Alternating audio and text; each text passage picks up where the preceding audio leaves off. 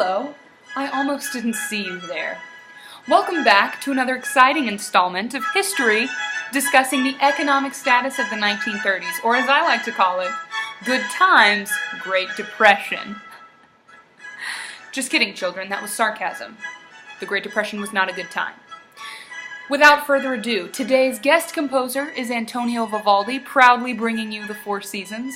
With that, let's get started on Lecture 7.14, The New Deal Under Attack. Alright, so add this to your notes. As the Great Depression continues to rage in its full force, and as the New Deal is striving to fix the economic melee into which it has been thrust, Roosevelt is receiving increased criticism from really both sides of the aisle. As he is trying to get the government more involved in regulating the economy, he's receiving a lot of criticism from Republicans in government who believe his reforms to be socialist. And we've kind of looked at arguments in that vein in the reading that we've done in government, so I'm not going to spend a ton of time on it.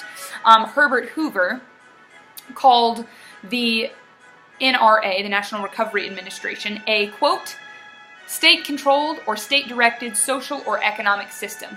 He called it tyranny, not liberalism, end quote. We've kind of looked at that, at least from Hayek's perspective in government, right? That's what you have to have in order to have a state-controlled economy, is tyranny rather than liberty. So we shouldn't be surprised to see that Republicans at the time were accusing FDR of this very thing. Republicans at the time usually disliked his policies because they attacked the free market system of economics that most people saw as the foundation of the American economy really since the very beginning. A lot of people argued that what was the Virginia Company when Jamestown was getting started way back in the day, if not a free market system where individual investors had a financial stake in the country. It wasn't the government of England that financed things necessarily. It was privately owned groups, or at least that's the way Republicans at the time saw it, and they were like, FDR, how dare you?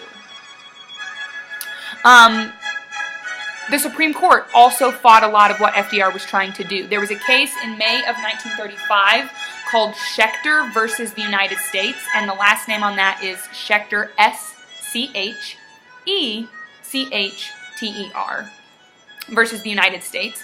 And in that court case, the Supreme Court unanimously ruled. That's right, unanimously. Think about how often that happens, that every single Supreme Court justice agrees on something. They unanimously ruled that the National Industrial Recovery Act, the NIRA, was unconstitutional because it gave Congress's lawmaking power to the president, and it gave the federal government authority into commerce that the federal government really shouldn't be in because it was within the borders of a single state. So it should have been, in the Supreme Court's view, up to the states to regulate rather than the national government in Washington, D.C. So they put the axe on the NIRA. And Roosevelt started getting a little ticked, a little hot under the collar, because the Supreme Court continually challenged pieces of legislation that he had put forward as part of his New Deal plan, or things that he was trying to push through. They were throwing shade at the Agricultural Adjustment Act that we talked about last time, the AAA, the AAA. They were not huge fans of the Railroad Retirement Act. Some debt relief laws were also coming under the scrutiny of those illustrious judges. However, it was not just the Supreme Court and Republicans in Congress who had a problem with FDR's policies, because there were people on the left that thought that, bless his heart, FDR and his New Deal did not go far enough to fix the economic crisis of the Great Depression. So in the Republican camp, you have people criticizing him, saying, are you a socialist? Are you out of your cotton-picking mind? What the ever-loving blue are you doing, Mr. President? On the other end of the spectrum, you have people from the far left being like, do you call that a solution? Has anything been fixed? Your mamby-pamby, wishy-washy, do-nothing New Deal has accomplished literally nothing, and people are still suffering. One example is Governor Huey Long from Louisiana. First name Huey, H-U-E-Y. Last name Long, the opposite of short. He was a governor from Louisiana, and during his time as governor, he had heavily taxed corporations. He had lowered utility bills for consumers in the state of Louisiana and built a bunch of new highways and hospitals and schools. And so he had kind of restructured the government in Louisiana to make that possible. In his time as governor, he took a lot of power for himself, like a dictator governor a little bit. Just like seized control of the state government so that he could lower prices on utility bills and so that he could build new highways and increase taxes on corporations, etc.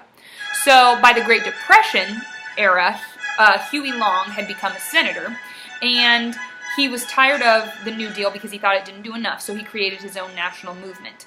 He created what he called the Share Our Wealth Society, and here's what they wanted. A little more, well, more radical even than what FDR was doing, which a lot of people at the time already considered radical. The Share Our Wealth Society advocated a tax of 100% on any income over $1 million and any inheritance over $5 million. So if you made over $1 million,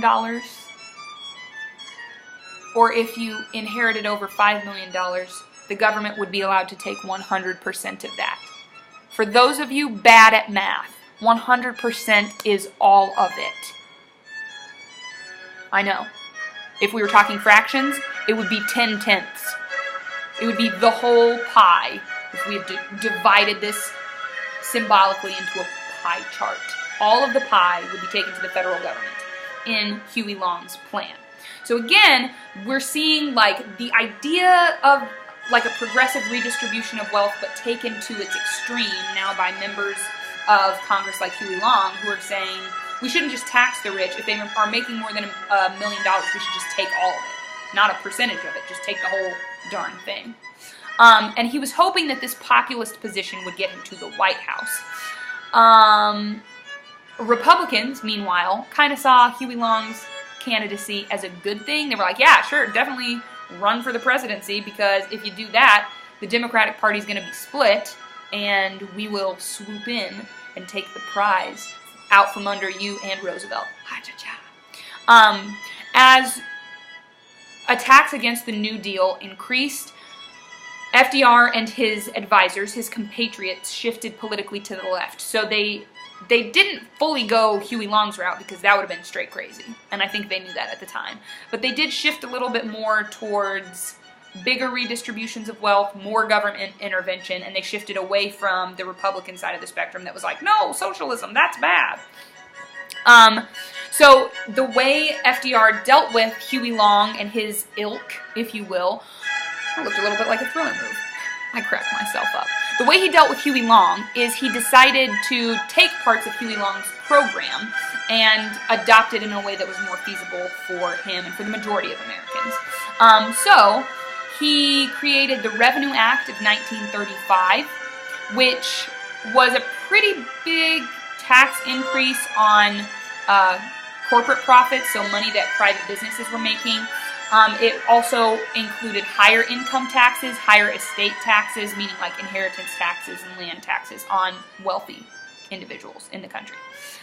Then we get to the creation of the welfare state. And this is going to be really important because this issue, if you will, is not going away. It's going to continue to grow and like balloon under Johnson, LBJ. And then it's going to continue under Clinton and President Obama and President Trump. And then here we are in 2018.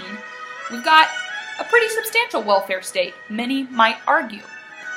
So, the Revenue Act was kind of symbolic of the new outlook that FDR had and his administration had on how to fix the Great Depression. So generally, we talk about the New Deal and we divide it into two separate categories. We call the first part the First New Deal. We cleverly have titled the second part the Second New Deal. The First New Deal was focused on kind of getting the economy back on its feet. The Second New Deal is not like that anymore. The Second New Deal is focusing on economic recovery, things like social justice, the creation of a safety net. How do we assist people who are old or who have been injured on the job or who are sick or who are unemployed? How can we give elderly people, disabled people, unemployed people economic security, right? The first part of the New Deal was how can we put people to work? How can we get farms back on their feet? How can we get industries to recover? The second part is like, you know, darn it all, they ain't recovering. So maybe we should just like prepare for the not recovery by having welfare. When we talk about the welfare state today, we're talking about the idea that the government gives money to people who are in need of it. Remember, that is a more progressive idea because what would the founders have thought? The founders would have thought the purpose of government is not to give people money, but it is to create the economic conditions by prohibiting people from doing crazy criminal, illegal stuff, to create the conditions where anybody can rise financially just based on their own initiative, based on their own merit, or their own ambition, essentially. The welfare state is kind of the opposite of that. The idea that there are some people who can't rise on their own. The elderly, disabled people, the poor to a certain degree. And so if they can't rise on their own, it is the government's job to raise them financially on their own behalf. And that's what we're going to see in the second New Deal, is kind of a creation of systems that is giving benefits, welfare benefits, to certain segments of society because they are not, the government thinks or is concerned that they will not be able to like pull themselves up by their own bootstraps. So when the second New Deal starts, it kind of leads the way for what modern historians call the welfare state, which is a term applied to industrial democracies, such as our own, that have adopted government-guaranteed social welfare programs. And that's going to be a big deal. Really, this is one of the longest lasting impacts of the New Deal because a lot of the administrations that he created have gone away. What has not gone away is the idea that the government is responsible for providing financially for the poorest people in the country by making sure they have enough money, even if they can't work or don't work, what have you. In 1935, Congress passes the Wagner Act, which upholds the rights of industrial workers to join unions. It outlaws any practices that employers might have used to suppress unions, so anything that big business owners would try to do to get unions to have some chill, that's now off the table. It also created the National Labor Relations Board, which was intended to protect workers from their employers coercing them into things, and also to guarantee them the right to collective bargaining.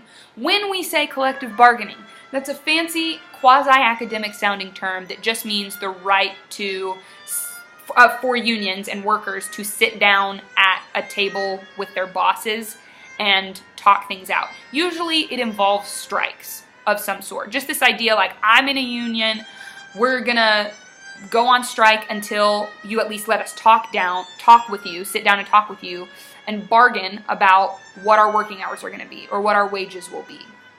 So the Wagner Act ensures that workers have the right to collectively bargain with their bosses, that they have the right to sit down and bargain with their bosses or go on strike so their bosses will listen, things of that nature. We get to the Social Security Act of 1935. This is a big deal. You can tell when I do that with my hands that it's a really big deal. Pretend that if I were texting you, which would never happen because that would be weird, but if I were using text lingo, it would be all caps. There would be periods in between each word, maybe even the clapping emoji if I was feeling real crazy. This is a big deal. The Social Security Act had three major parts. Part number one, old age pensions for workers, meaning you were still going to get paid even when you are too old to work anymore. Provision number two, it had a joint federal and state system of payment for unemployed workers. So the government, whether state or federal, is still going to make sure that you get paid even if you have been fired, or, well, fired meaning laid off because your company can't employ you anymore. So if you're out of work, they got your back. Three, a system of payment to widowed mothers, the blind, the deaf, the disabled. So this is a really far-reaching act. It is a very long-lived act.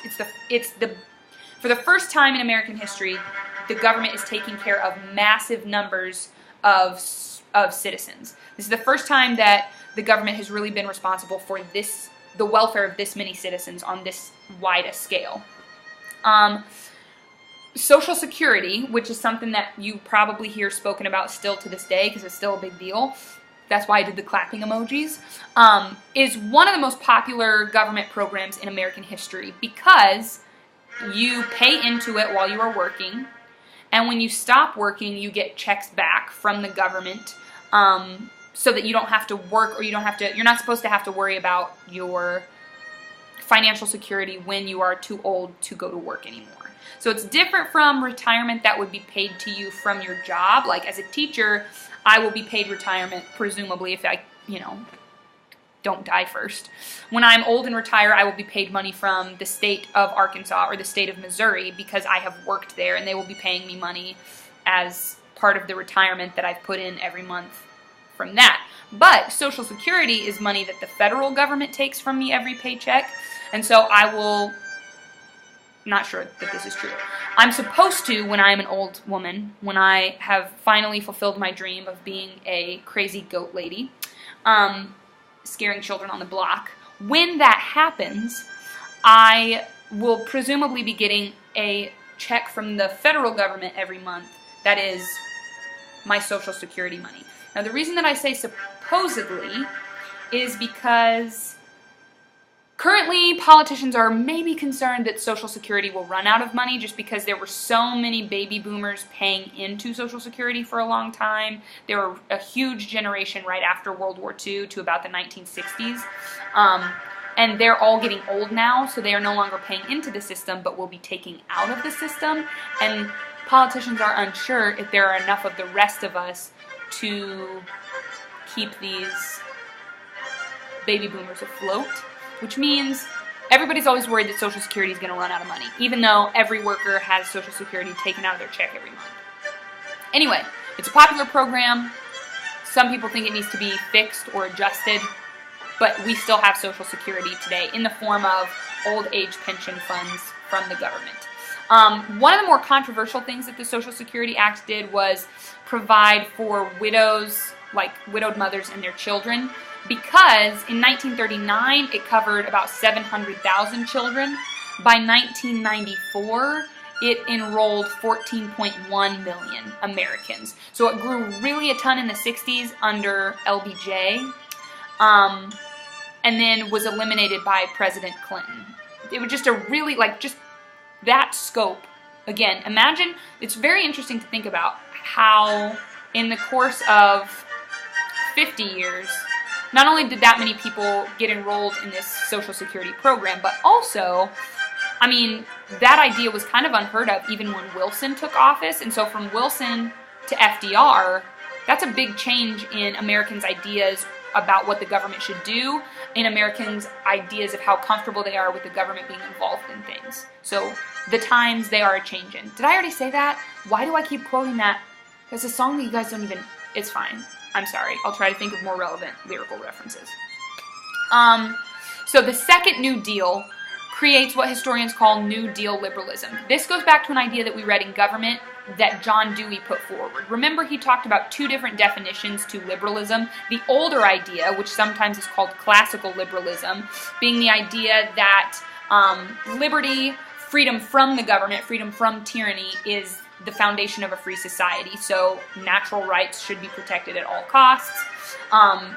Really the best kind of economy you can have is one that the government leaves alone. Those are classical liberal ideas. Those are the older definition of liberalism. In the second part of the New Deal, this is where the term shifts. This is about the time that John Dewey was writing.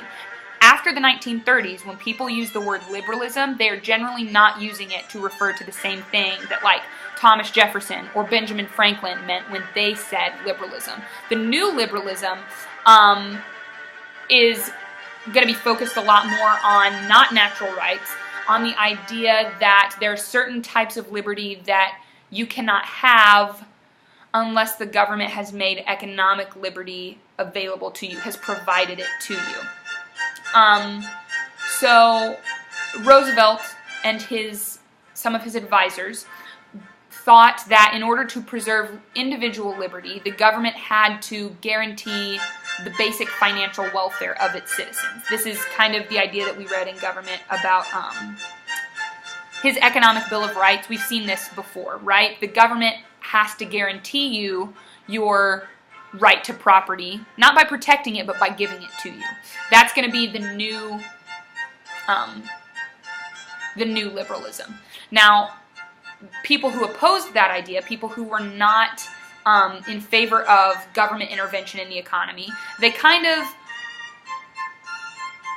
adopted or found themselves drawn to earlier ideas of laissez-faire capitalism, which we talked about when we were talking about the Gilded Age and slightly prior. This idea that the government should leave it alone, let it alone capitalism.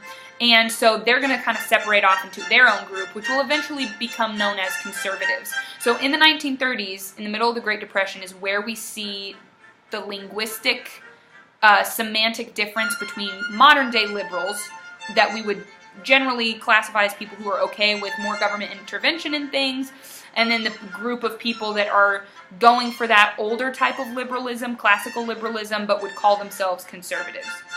And you can argue, a lot of people think that nowadays we've reached a new phase where even the words liberal and conservative no longer accurately express the things that they are in favor of, because both parties do have a lot more progressive ideas in them than, 70 years ago.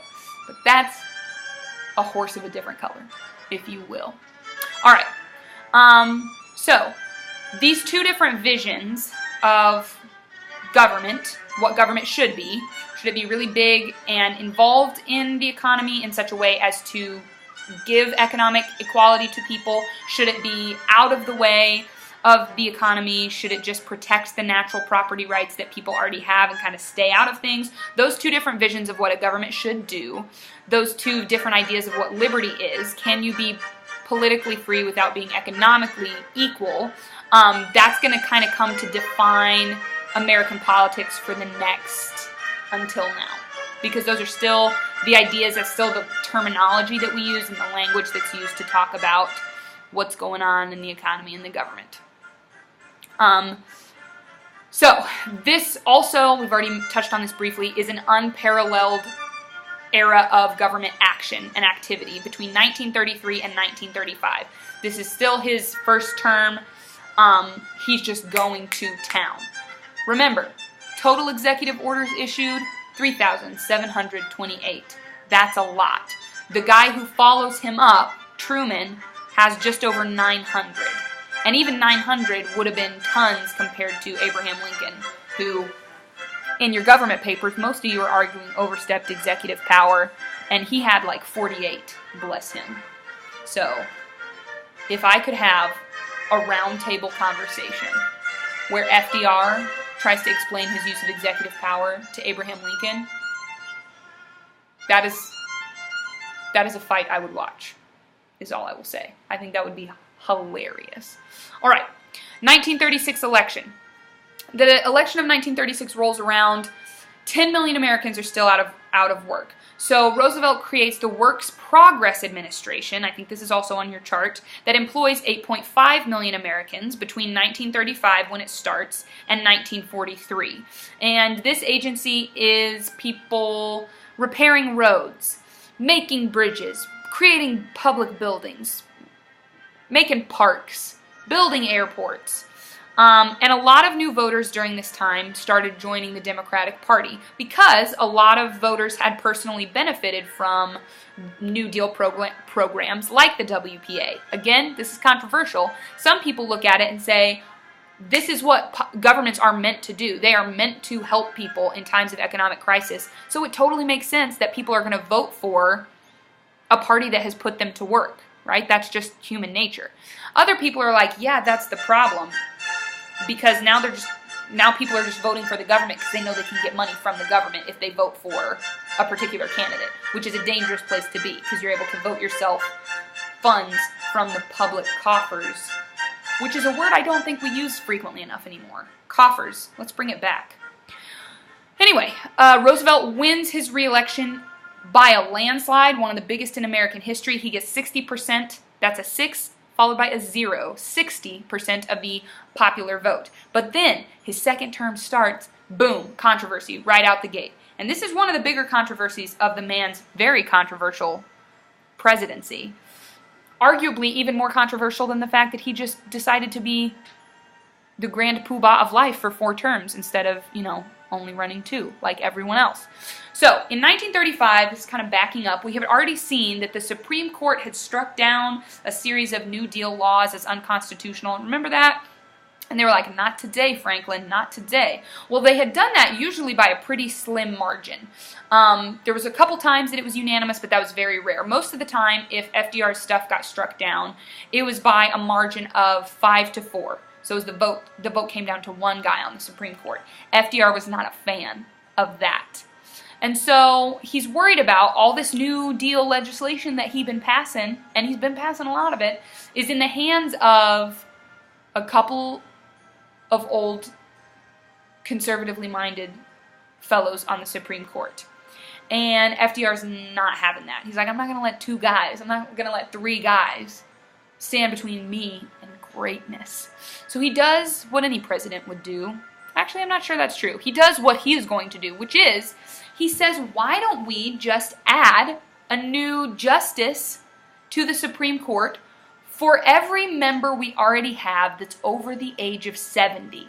Just in case 70's old, they're old, let's just add new ones.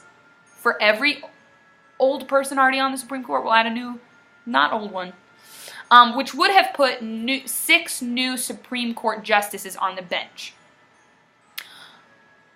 So it would have taken our total number from 9 to 15. Now here's the deal. The president, whoever's president at the time, gets to appoint the Supreme Court justices, right? That's how it works. So essentially what he's suggesting is, why don't we just add 6 new judges to the Supreme Court? Oh, and I'll have to appoint them all? Stop. I will if you insist. Okay, here's my list of 6 pre-approved names of people who will totally support New Deal legislation 100% of the time. And everybody was like, that's straight up illegal what you're trying to do. You're trying to pack the court. Like, you're trying to pack it full of people who will do exactly what you want them to say. You're trying to mess with and destroy, tamper with the integrity of the Supreme Court, the highest court in the land. Don't you dare. And Congress debated it, and Congress said no. They were like, yeah, not even for us, Franklin. That's too far. You're trying to change the Supreme Court system just so you get to have your own guys on it so that your New Deal stuff can go through. It's too far. It's too much. So they strike him down. However, fortunately for Franklin, Mr. President, Mr. Roosevelt, Delano, if you will, there were several resignations on the Supreme Court anyway that allowed him to add 3 new appointees because the current, existing homies resigned. And so he did add 3 new appointees, and they interpreted the Constitution differently. Now remember, this is where our discussion on historical relativism is going to come in, because the men that he appoints are historical relativists who view the Constitution that they are meant to be interpreting as a living document that has to be interpreted according to the way things are now, not the way it was intended to be, right? Historical relativism being the idea that nothing's always true. It may have worked for the founders, but that doesn't mean that it works for us now. It may have been good in the 1800s, but that doesn't mean it's good for us now. These Supreme Court justices view history that way, and they view the Constitution that way. Like, yeah, can we trust a document that was written 300 years ago? I mean, it was good then, but now it's not then. So, what does the Constitution know? And that's going to affect the way they interpret New Deal legislation. So FDR's economic plan for the Great Depression was for the government to kind of spend its way out. And this was based on the economic policy of a British economist named John Maynard Keynes. 3 names, each more fantastic than the last. John is just spelled like regular old John, John. His middle name, Maynard, is M-A-Y-N-A-R-D. His last name is Keynes, K-E-Y-N-E-S. So it's spelled Keynes, but it's pronounced Keynes. And actually, if we had all the time in the world, Keynes, John Maynard Keynes, was a British economist. He argued almost exactly the opposite of everything that Friedrich von Hayek argued, the guy that we read in Government a couple weeks ago on The Road to Serfdom. So, polar opposite economic views. They were kind of economic frenemies, and I took this really cool class in college where we talked about both of them, and it was like, are they friends? Do they hate each other? They like meet at parties, but then also hate economics of the other. It was very interesting. Anyway, John Maynard Keynes argued in the 1920s and leading up to the Great Depression, and then afterwards, that government intervention could prevent or tamper with economic depressions from happening at all. It could smooth out the really high highs and the really low lows of the business cycle by deficit spending, meaning a government spending more than they take in. He's the one who kind of suggests, like, no, that's a good thing. We should be spending more than we take in, especially if we want to avoid economic depressions. He looks at the Great Depression and he's like, you know what you guys need to do? You need to spend more money. And that's why FDR is gonna take that into account, and that's gonna be his view as well. And so he's gonna be like, you know, we need to spend a bunch of government money putting people to work. So let's create jobs that we really don't need done. It doesn't matter if the job will help anyone or not, whether it accomplishes something we need it to accomplish. What matters is we're spending money to put people to work. And regular, average Americans are going to have jobs. Now, does that truly solve a depression? The short answer is, the longer answer is ask Mr. Brewer and he will tell you that it's definitely no. Because when the government spends more money, and it's like spending, it's going, it's got its groove on, it's like, yeah, we're going to end this economic recession so hard right now because we're just going to put people to work building bridges and parks and roads and dams. We're going to get on a big dam kick in the Great Depression. Anyway, when the government is doing that, they're spending public money, right? They're spending money that the government owns. And where does the government get its money? From taxing people. So it's kind of, to use a colloquialism that I know you kids would all relate to, robbing Peter to pay Paul, which is an expression that means really you're paying people with the money that you just took from the people. Like you tax them and then you pay them to do a job they don't need to do. But you took the money from them, but you give it to someone. Gah. Anyway, one of your terms, I believe, is Keynesian economics, K-E-Y-N-E-S-I-A-N. If I spelled that correctly, I'm the coolest person we know. Keynesian economics is that idea that the government can end economic repressions by spending their way out, by deficit spending. Just even though you don't have any money, spend more of the money that you don't have. That will fix things. Also, by raising and lowering interest rates to control the money supply. Again, what we talked about with the Federal Reserve.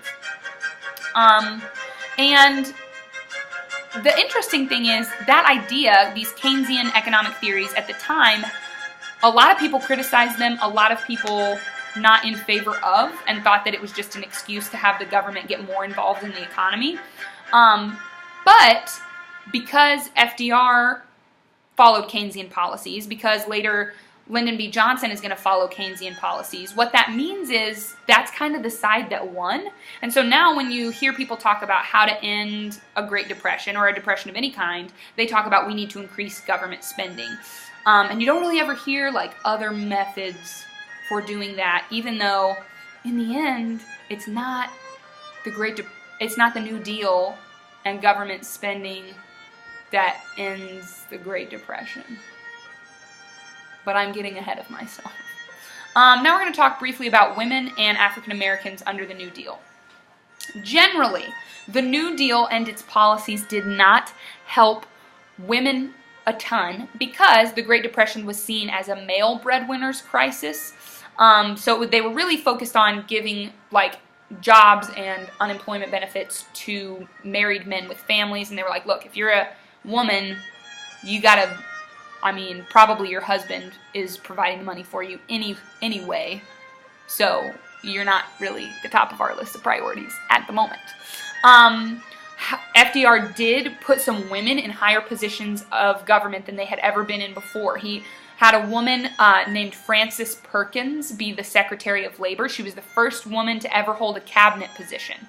It was one of his appointed advisors that he listened to on a weekly basis. New Deal legislation did set lower minimum wage standards for women than they did for men. So, like, here's the minimum wage you have to pay the fellas. Here's the minimum wage you have to pay the chicks.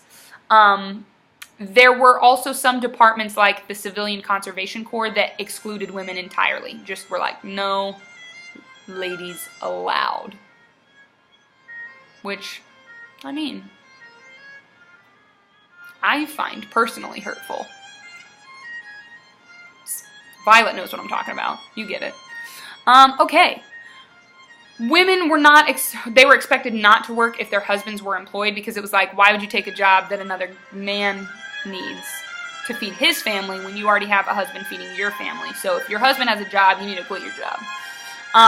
Also, black people usually were helped by the New Deal legislation, even if some of the agencies themselves were segregated or were discriminatory, and a lot of them were.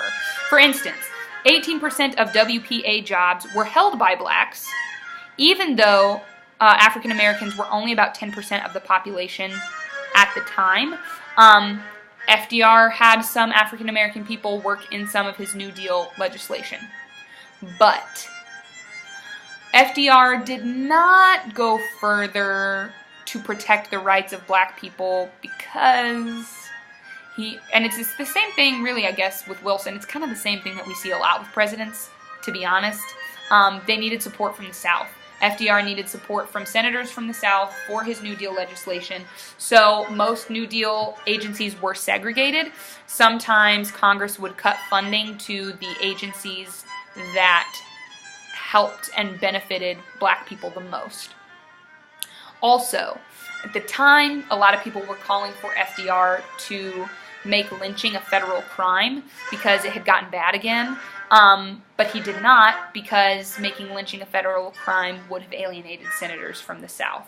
So it's again that whole bowing to political pressure to get stuff done that you believe is a good thing to get done, like New Deal legislation, but in doing so you kind of turn your back on a deep injustice or an evil that is being committed. So, yeah. And now we're going to talk about, speaking of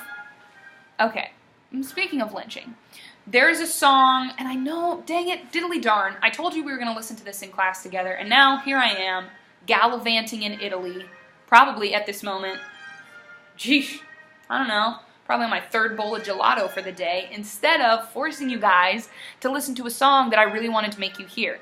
It is called Strange Fruit. And you are going to want to look it up. It's not the Kanye one, Aaliyah. I know how you do. It's by Ella Fitzgerald. So look up, you can find it on YouTube, Strange Fruit by Ella Fitzgerald, who is a black jazz singer in the 30s. And she talks about, it's a song about lynching, actually. And it's really powerful and upsetting, and if I were there, we would totally be listening to it together, since I'm not. Just look it up on your own. And now, on that horribly dark note, we're going to transition into a really important court case having to do with racial justice from the 1930s.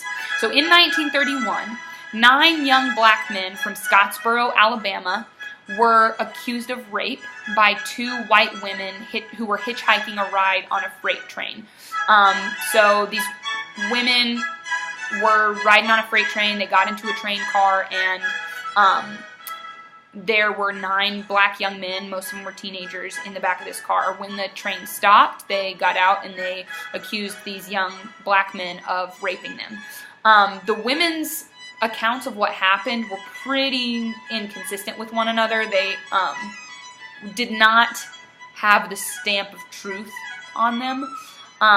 But in spite of that, all 9 of the men were convicted. 8 of the 9 received the death penalty for it. So the case went all the way to the Supreme Court. And the Supreme Court overturned these sentences because the defendants had received inadequate legal counsel. They had not had access to legal advice. But 5 of the men were, so the death penalty was off the table. The judge was like, yeah, that's not fair because you didn't have a good trial. However, 5 of the men were still convicted. They were retried, reconvicted, and they were given long-term prison sentences. And this was a big case. These men were known as the Scottsboro Boys because of the town in Alabama that they were from.